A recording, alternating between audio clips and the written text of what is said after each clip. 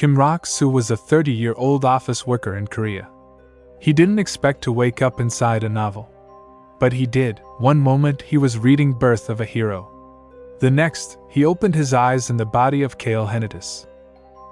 Cale was not the protagonist. He wasn't even a proper villain. He was the trash son of a noble family, a background character who gets beaten in the first few chapters, and then forgotten. Rock-soo had read the story before. He knew what would happen, so now, given a second life inside fiction, he had one goal: survive. Stay out of the way. Live peacefully. He quickly realized this wasn't a dream. He was now living in the Henituse estate, located in the peaceful but remote region of the Raon kingdom. Cale Henituse had status but no power. And worse, he was known for drinking, partying, and insulting others without restraint. Kim Rock-soo had no intention of keeping up that reputation. He calmly assessed the situation.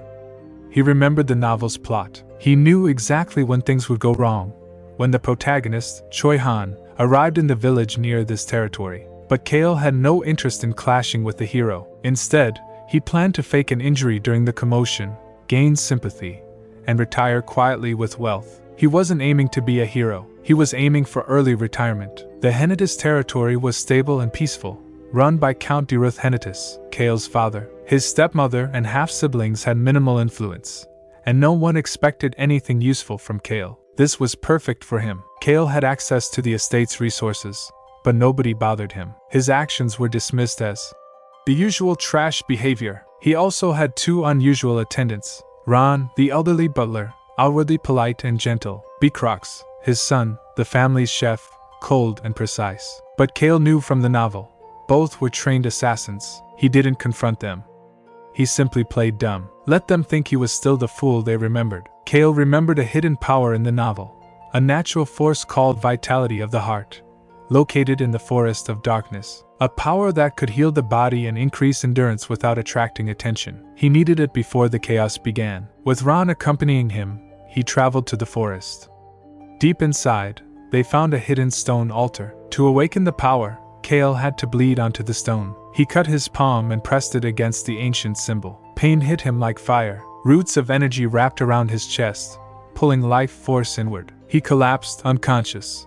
But when he woke up, the power was his. Now, even if he took a beating, he would recover faster than normal. Quiet power.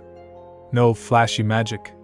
Perfect for a man trying to stay low. Back at the mansion, Cale faked a minor sickness to avoid attention. No one suspected he had gained anything. Raon simply observed him with quiet interest. The old butler had noticed his master was acting different, less reckless, more calculating. Crox, as always, said little, but his sharp eyes didn't miss anything. Cale began preparing funds, safe houses, and escape routes. The chaos he remembered from the book was just a few weeks away. But this time, he would be ready. The capital was already hearing whispers of Choi Han's appearance. Cale sent small letters to quiet informants across the territory. He also ensured no one knew of his trip to the forest. It was important that everyone still saw him as a spoiled fool. Information was power, and Rock-soo had the greatest weapon in this world. He already knew the plot. Cale now had his first power. His identity as a trash noble still protected him. The people around him were starting to shift subtly. Raon had begun asking quiet questions. His half-siblings started noticing his calmness. But Cale didn't plan to get involved in any of their drama. His next mission was bigger. There was a child locked in a cave nearby, a dragon, abused and imprisoned. In the novel, this dragon would later escape and destroy a village. Cale knew where the cave was, and in the next episode, that's where he would go. Cale Henituse isn't a hero. He doesn't want to fight. He doesn't want to lead. He just wants a peaceful life. But every step he takes changes the world. Next time, the dragon. The bond. The beginning of something much bigger.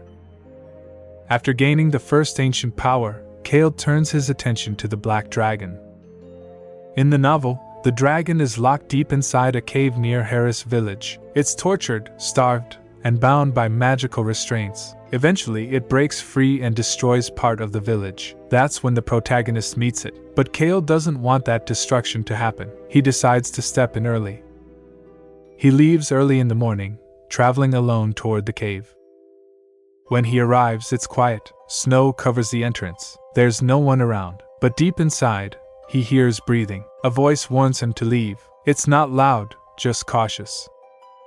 Cale doesn't respond with force. Instead, he sets down a wrapped package of fresh meat. He says one thing: "I'm not here to fight. I'll leave this here." He leaves. The next day, he returns. The food is gone. The dragon didn't show itself, but it clearly accepted the offer. Cale repeats this. Each day, he leaves more food, sometimes tea, sometimes warm cloth. He doesn't try to talk too much. He just keeps coming back. Eventually, the dragon speaks again. Its voice is calm but cautious. "Why are you helping me?" Cale doesn't explain much. He just says, "You'll understand later." Over the next few days, the dragon begins to talk more. It starts asking questions: where he's from, what he wants, if he's lying. Cale never asks questions back. He just answers what's asked.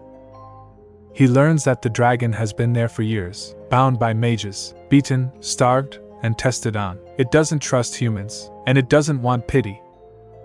Cale doesn't try to offer pity. He just shows up, consistent, calm, bringing food, bringing warmth, leaving when the visit is done. By the 5th visit, the dragon begins eating while Cale is still there. It still stays in the shadows, but it doesn't growl anymore. It watches. Eventually, the dragon asks his name. Cale replies, "Cale Henituse," then asks, "What's yours?"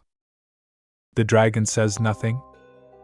Later, Cale notices something. One of the dragon's shackles has a faint engraving. Raon. He brings it up casually during a visit. "I saw something written on your chain. Raon. Can I call you that?" The dragon stays silent, then says, "Fine." That was the moment the bond started to shift. Meanwhile, back at the manor, people notice Cale's early departures. Raon doesn't ask questions, but he starts watching. Bicrox also watches from a distance.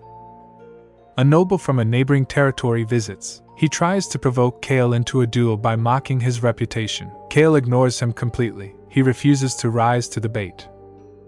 Raon comments later, "You're acting more like a real noble lately." Cale shrugs it off. He focuses on preparation. He doesn't want Harris Village to get destroyed if something goes wrong with the dragon. He quietly scouts the area. He marks safe paths in and out of the village. He hides small traps and magic alarms near the cave. Everything he does is off the record. No one sees it. No one hears about it. He doesn't do it for credit. He does it because he doesn't want people to die. Back in the cave, Raon begins moving closer. At first, only a few steps. Then, eventually, he sits a few feet away while eating. One day, Cale pours hot tea into a wooden cup and offers it. Raon hesitates, then drinks. Another day, Raon asks, "Do you think I'm weak because I was captured?" Cale answers honestly, "No. I think you were stronger than anyone for surviving it." Raon doesn't reply, but he stops hiding as much. Then, for the first time, Raon walks up to Cale and touches his hand with his snout. He says, "I won't kill you." It's meant as a joke, but it's the first sign of acceptance. Over the next few visits, Raon becomes more relaxed. He starts asking questions about the world outside. Cale tells him about cities, food, books, but he avoids anything about nobles or war.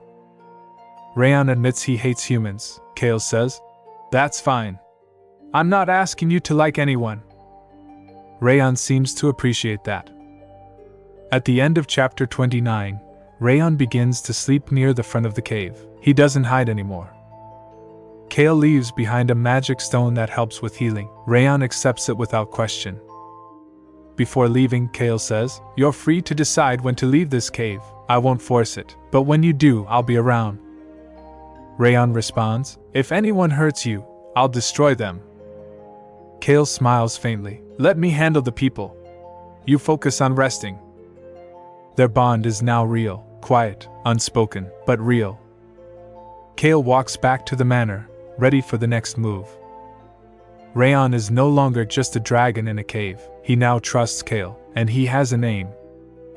Cale didn't ask for loyalty, but he earned it by showing consistency. No magic, no speeches, just action.